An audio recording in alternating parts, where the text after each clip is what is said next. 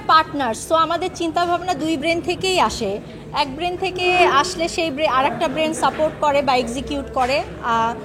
তবে এই চিন্তা আসলে অনেস্টলি স্পিকিং আমরা দুজনই আসলে আলোচনা করছিলাম, আলোচনার উপর বেস করেই আসলে আস্তে আস্তে প্ল্যানগুলো বের হচ্ছে এবং আমরা এক্সিকিউট করার চেষ্টা করছি। ইডেন বে কক্সবাজার সমুদ্র সৈকতের উপর নিজেদের একটি ঠিকানা। মাত্র 5 লাখ টাকায় আপনিও হয়ে যেতে পারেন এই হোটেলের মালিক।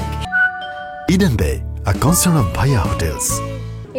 এটাই তো হয় সব সময়, একজন আরেকজনের প্রতিনিধি বলেই তো সংসার সুন্দরভাবে চলছে। এখনো সিরিয়াল অনেক করেছি, কিন্তু আমার কাছে মনে হয় যে এখন যেই সব কিছু মিলিয়ে সিরিয়ালের চাইতে ফিল্ম বা ওটিটিতে বা ওই রকম দুর্দান্ত কিছু গল্প নিয়ে কাজ করতে চাই।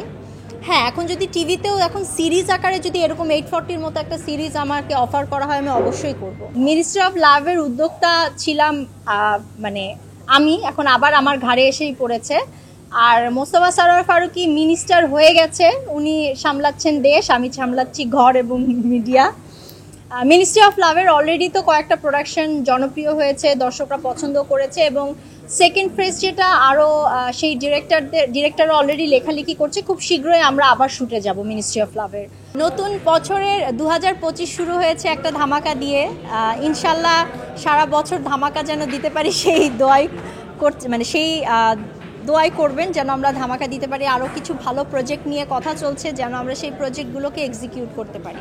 আমি যখন অভিনেত্রী ছিলাম, অ্যাক্টিংয়ের প্রেশার মনে হয়নি, বিকজ দর্শকরা আমাকে সেই ভালোবাসা দিয়েছে।